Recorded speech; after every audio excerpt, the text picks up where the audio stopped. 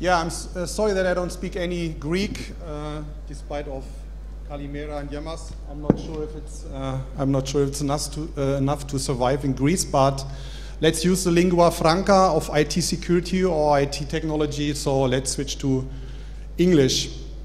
I will have 15 minutes to explain you or give you a very short peek into a next generation technology we just introduced called Synchronized Security. And before starting giving the answers, maybe we start with questions. Question, why is ransomware so effective in these days? I would like to write down there why was ransomware so effective. But it's still an ongoing threat, even in Germany or in Europe. And we also have this nice symbol there, a Greek warrior and a Trojan horse. Yeah, let's ask the audience, who was hit by ransomware? Or who knows somebody who was hit by ransomware? Other way around, who was not hit by ransomware or does not know somebody?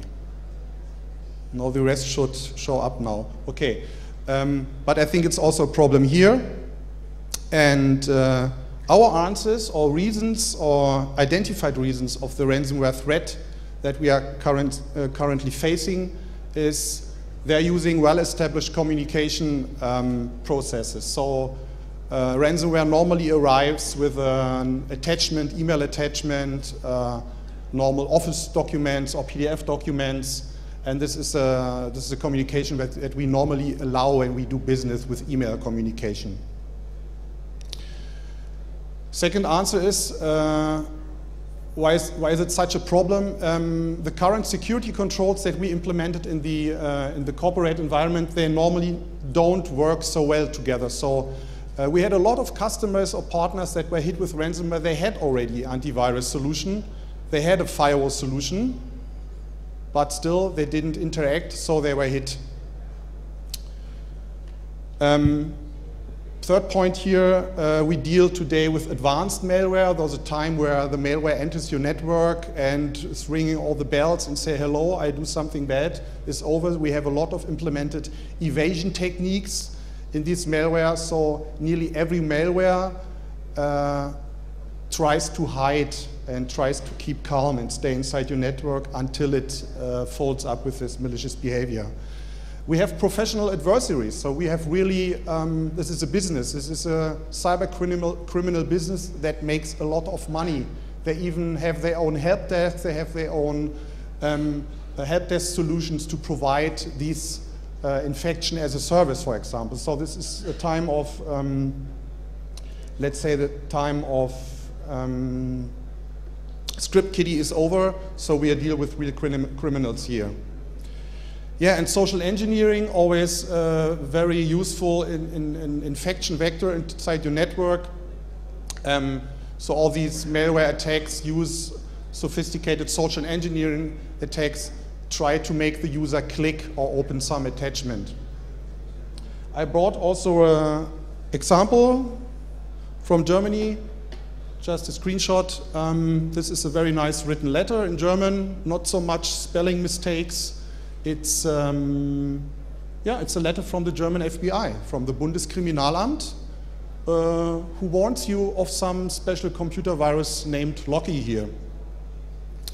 And what do you think? Is this real? Is this a fake? Who think it's real? Who think it's not real? Well done. Test passed. In fact, this was a fake email, and attached was here a binary, an executable, which was named a ransomware removal tool.exe, which is in fact an infection vector that you can block very easily by blocking binaries entering a system, but unfortunately it still worked out, so a lot of users clicked for this attachment. Another nice example for some social engineering or evasion or hiding technique is a screen we all should know, like configuring Windows updates and this nice slogger moving here. And this was also evasion technique of a ransomware called Phantom, which tries to hide the encryption process that is running in the background behind this well-known Microsoft update screen that we all should know. Okay, if not talking about the problems, if talking about the solutions or the answers to these questions, we have to talk about Sophos product portfolio, and we have this very nice, I like it a lot, this symbol, this lying 8, this infinity symbol, or you can even describe it as a Möbius strip, if you know what I'm talking about. And in the next 5 minutes, I will talk about this next generation firewall technology. I will talk about analytics. I will talk about file encryption, and I will talk about the next-gen endpoint technology. So on the left side, we have all the gateway technologies. On the right-hand side, we have the classic endpoint technologies, and something in between, and over everything, we have our cloud-based management called Sophos Central.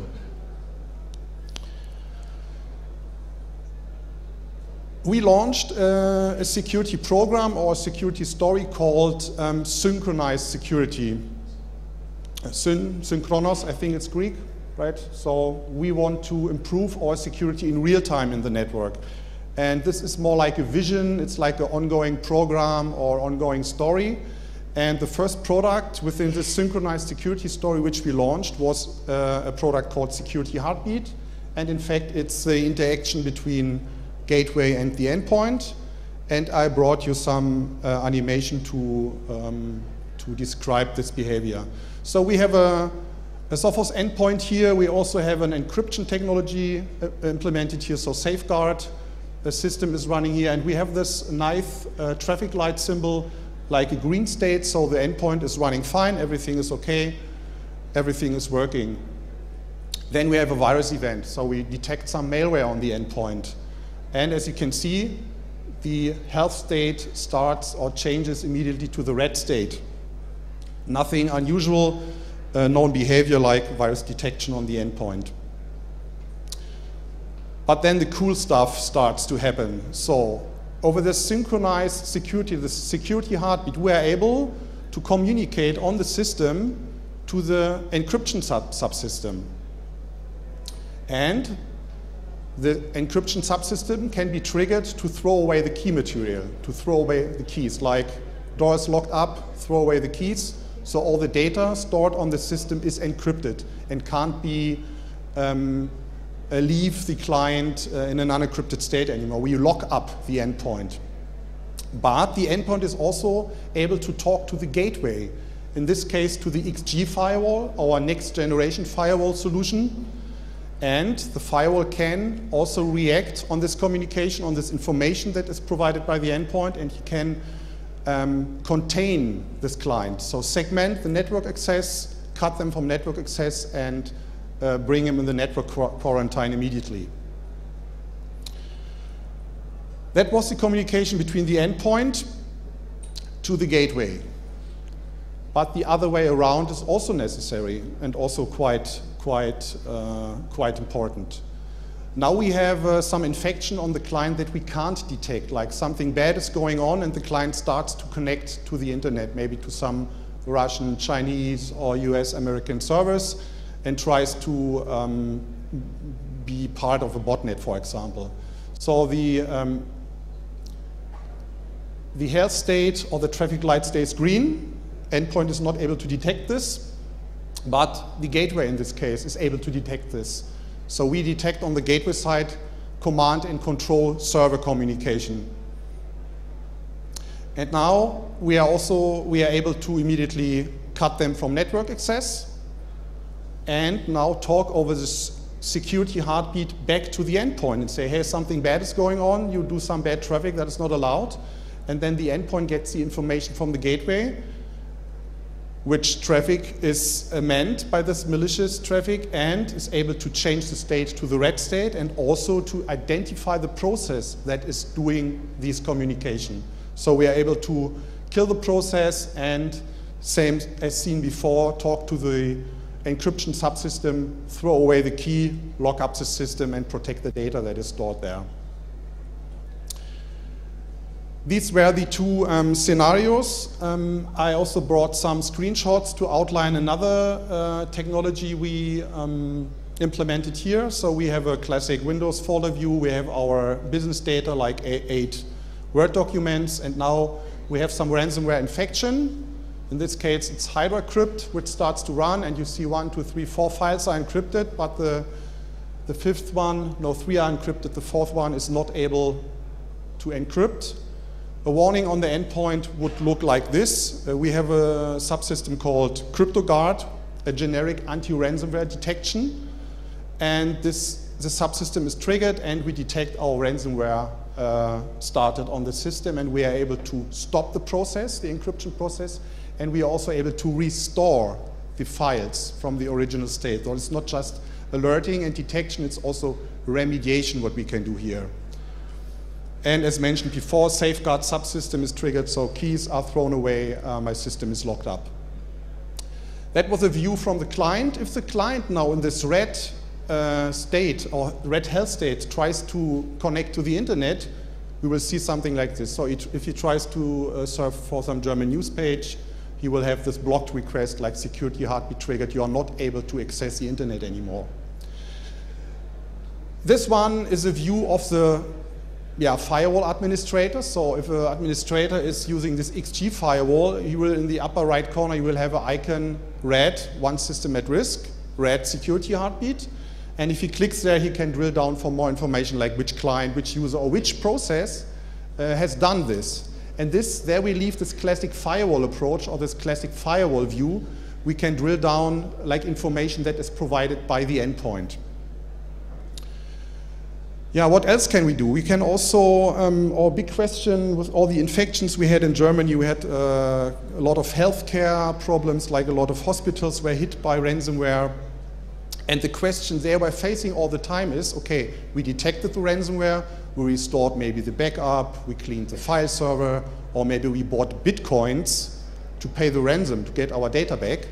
But the biggest question was always, how did this enter my network? Yeah, I could detect the infection, but how did it come in? Nobody knew. And for this problem, or facing this problem, we have a solution called root cause analytics. And you see here the analysis of a infection. And in fact,